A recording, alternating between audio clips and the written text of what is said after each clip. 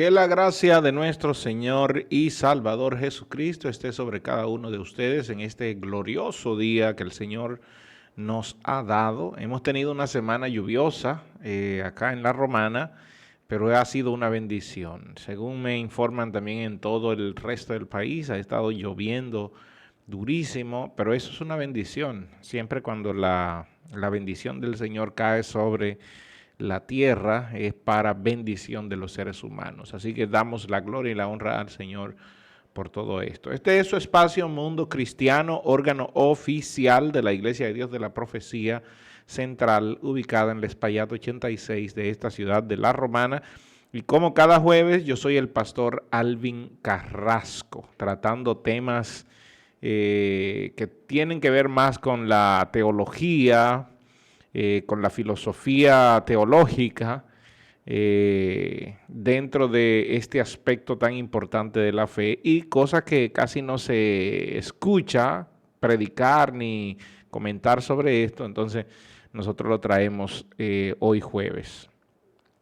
Les recordamos que el Mundo Cristiano está durante todo el mes de abril hablando sobre Jesucristo, el Salvador, y ya la semana pasada tuvimos la Semana Mayor, la Semana Santa, donde también estuvimos tocando puntos importantes.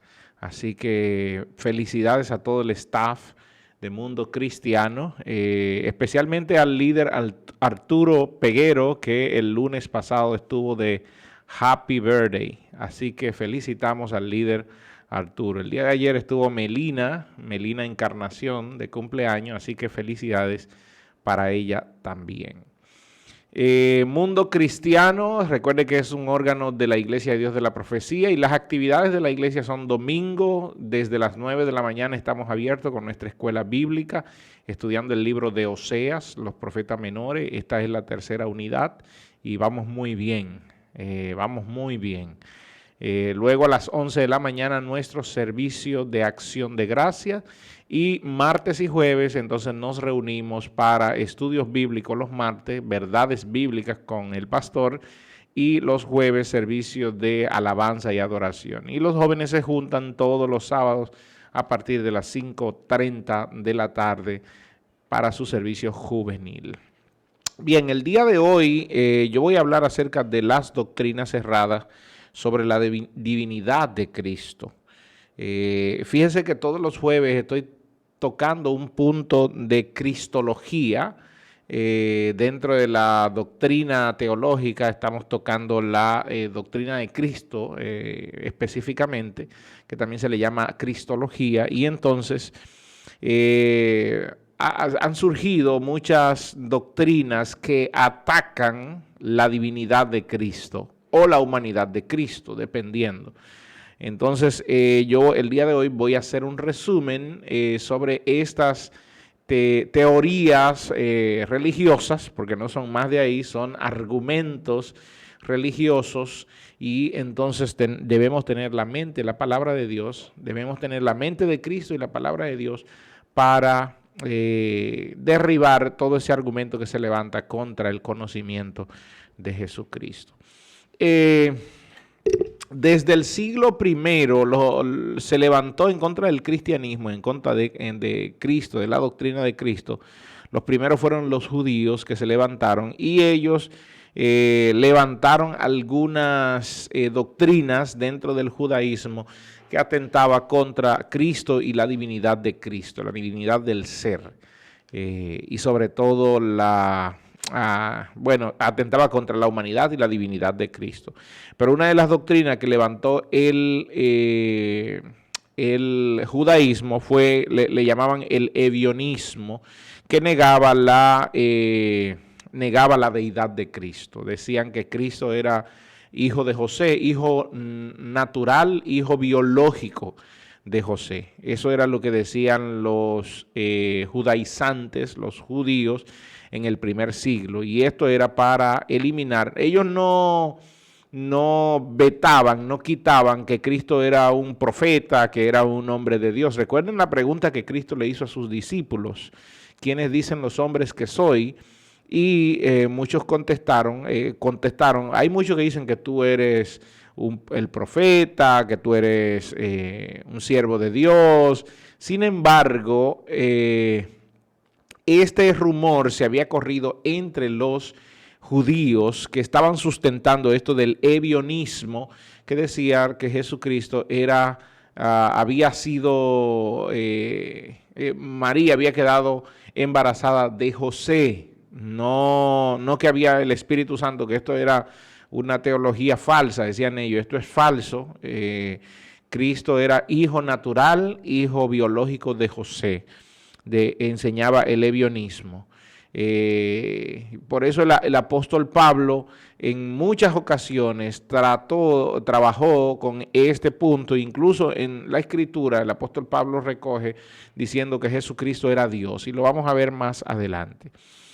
Los gnósticos en el siglo II, a finales del siglo I y siglo II, se levantó también estas interpretaciones gnósticas. Recuerden que los gnósticos eran griegos, filósofos que se convertían al cristianismo, entonces traían una interpretación totalmente diferente a la que la iglesia le estaba dando en el momento. Recuerden que la iglesia estaba trabajando con el tema de Cristo y el tema cristológico era mediante la fe, no había ningún escrito ni nada.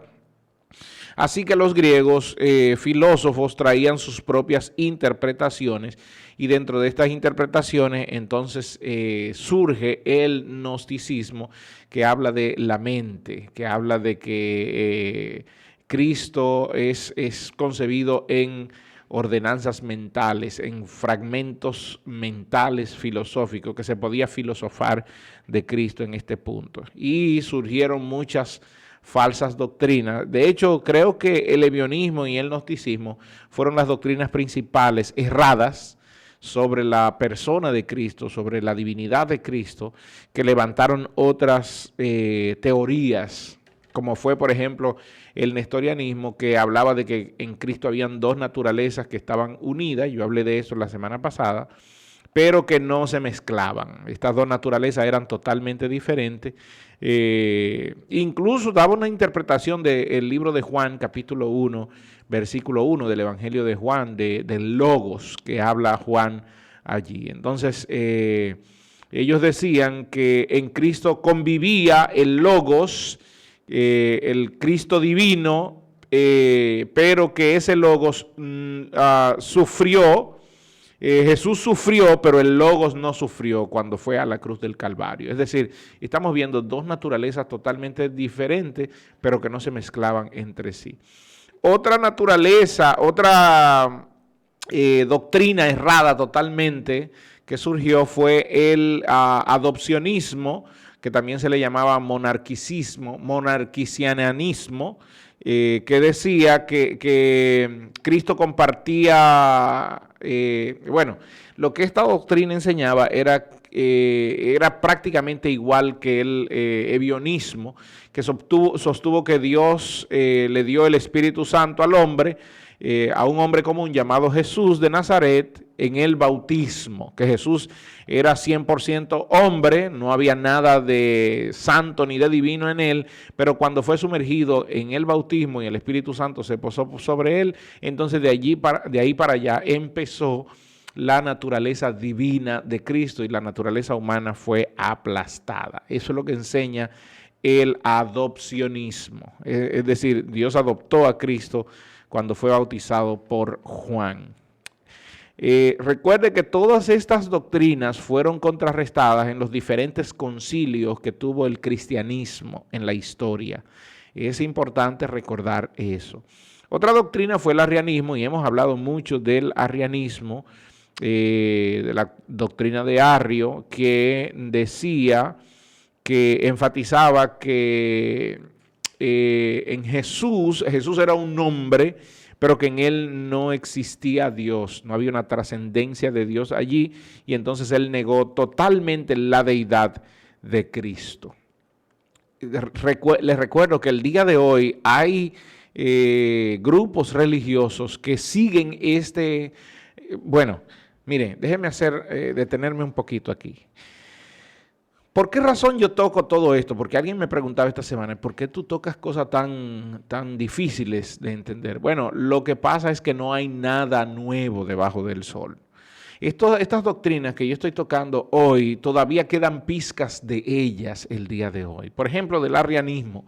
Queda pizca del arrianismo. Hay grupos religiosos muy fuertes, muy poderosos el día de hoy que niegan la divinidad de Cristo y que dicen que Cristo fue el primer ser creado. Lo mismo que decía Arrio, que Cristo fue una creación de Dios, que Cristo fue un profeta de Dios, pero que en él no hay nada divino, que en él no tuvo la divinidad. En él no estuvo la divinidad. Hay grupos religiosos fuertes, poderosos, con millones de personas alrededor del mundo que sostienen esta teoría. Es decir, no hay nada nuevo debajo del sol y sobre todo hoy hay gente filosofando acerca de Cristo en los púlpitos cristianos y los pastores están callados, no dicen nada sobre esto.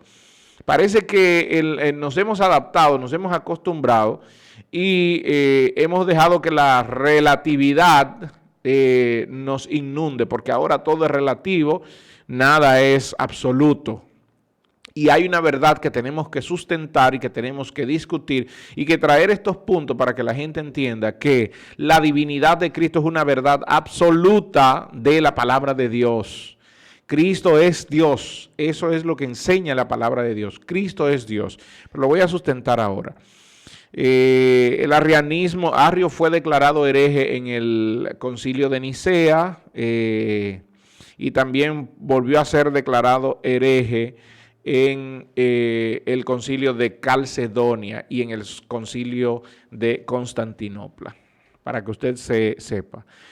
Otro fue el monofisismo, que un cristiano llamado Eutiquio negó las dos naturalezas de Cristo y decía que la humanidad se disolvía con su divinidad. Es decir, para Eutiquio o el monofisismo no existía la naturaleza humana de Cristo, era solamente un espejismo ante los ojos. También surgieron doctrinas como el monergismo, que decía que Cristo solamente tiene una energía en la cual actúa, y esa era la energía divina. Y también el monotelismo, que decía que Cristo solamente tenía una sola voluntad. No habían dos voluntades. ¿Ok? Entonces, déjenme en los 10 minutos que me quedan sustentar todo esto. La Escritura proclama que Jesús es Dios en muchas maneras. Totalmente en contradicción a lo que enseñan estos ocho doctrinas erradas que he mencionado: el gnosticismo, el nestorianismo, el ebionismo, el adopcionismo, el arrianismo, el monofisismo, el monergismo y el monotelismo. Existen muchas más, pero en contradicción a esto, vamos a ver qué dice la palabra de Dios sobre Jesús, sobre el Jesús que nosotros creemos que fue 100% hombre y 100% Dios, y lo hemos sustentado no solo con los credos, no solo con las convenciones que ha tenido la iglesia a través de los siglos, sino que la misma palabra de Dios lo sustenta. Por ejemplo, en el credo de Nicea, cuando ellos aprobaron que 100% Dios y 100% hombre, y decían engendrado, mas no creado, engendrado en María la Virgen, decían, fue engendrado por el Espíritu Santo en María la Virgen. Y aquí estaban echando abajo el ebionismo que decía que era hijo natural, hijo biológico de José. Y decían, no, el Espíritu Santo engendró a Jesús en el vientre de María. Y dice, mas no creado. Y aquí estaban echando abajo el arrianismo que decía que Jesús fue un ser creado por Dios, que en el principio Él no existía, pero que después fue creado por Dios. ¿Ok? Entonces todo eso se levantó, y ojo con esto, porque esto se levantó dentro de la iglesia, por gente que vino a la iglesia, por gente que formó parte del cristianismo y de allí se hicieron ministros, se hicieron obispos de la iglesia, pero empezaron a querer ser más inteligentes y empezaron a filosofar dentro de la iglesia y entonces surgieron todas estas clases de desviaciones erradas y de herejías dentro de la iglesia de Cristo. Ojo, porque eso no evita que el día de hoy no haya cantidades de herejía, porque por ejemplo la teología de la prosperidad es una clara herejía dentro de la iglesia de hoy, pero a veces lo pasamos por alto y no nos damos cuenta del daño que está haciendo, amados. No nos damos cuenta del daño que está haciendo y realmente es una herejía que no tiene sustento bíblico. Pero hoy el pueblo cristiano está más aplaudiendo las cosas que no debería aplaudir, está queriendo adaptarse, a caracterizarse en el mundo y no tratando de transformar el mundo para Dios. Yo en una ocasión dije que la iglesia debe ir, no es cambiar, el término no es cambiar, sino ir evolucionando. Y cuando hablo de evolucionar, no es evolucionar en sus principios, es evolucionar en sus formas, no en sus principios, sino en sus formas, porque los principios no varían. Ahora, la forma sí es la que varía. El fondo no debe variar de la iglesia. La iglesia que ama al Señor debe permanecer ahí. La iglesia que cree en la salvación por gracia, por medio de la salvación, por gracia, por medio de la fe, debe permanecer con ese principio. La iglesia que cree que Jesucristo es el Hijo de Dios y el Salvador del mundo y que vendrá otra vez, debe permanecer con ese principio. La iglesia que cree en la doctrina del hombre, y la iglesia que cree y que predica la doctrina del pecado, la iglesia que cree y predica la doctrina de la gracia, debe seguir predicando y aplicando esto, pero a la vez debe ir evolucionando con el tiempo, madurando con el tiempo y no perdernos en simplicidades, porque eso es parte a veces de nuestro orgullo humano y se centra en nuestro orgullo humano, discutir simplicidades. Estamos discutiendo cosas que ahí no dice, que ahí dice, y nos centramos en una palabra, en una sola palabra. No que el griego dice, que el hebreo dice, y nos perdemos en cosas que a veces no son ni siquiera secundarias ni terciarias. Son cosas que no tienen ni lógica ni razón de ser. Ahora, lo que sí deberíamos sentarnos a discutir y a argumentar, derribando todo falso argumento con los argumentos reales de la palabra de Dios, son las cosas primarias. Las cosas primarias. Y esto de atentar contra la santidad del Evangelio y contra la divinidad de Cristo son cosas primarias con las cuales debemos conocer y debemos sustentar. Lo primero es que la Escritura identifica a Cristo, a Jesús, como Dios mismo.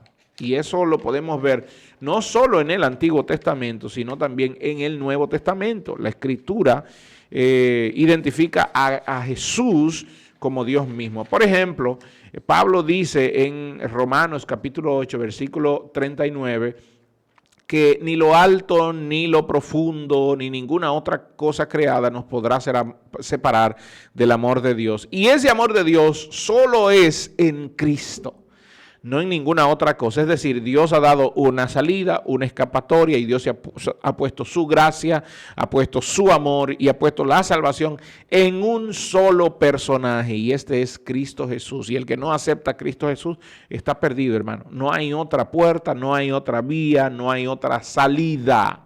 Y déjeme decirle una cosa, de esta tierra, por más que brinquemos o saltemos, de aquí no salimos vivos, de aquí nos vamos muertos todos. Ahora bien, estamos tomando las decisiones correctas para salir o para entrar por la puerta. Para entrar por la puerta me refiero a entrar a la muerte o a la vida por la puerta.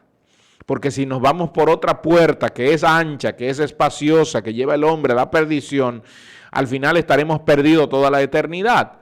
Pero cuando el hombre entra por la puerta angosta que lleva al hombre a la salvación, esta puerta se llama Jesucristo, porque fue la única puerta que Dios dio.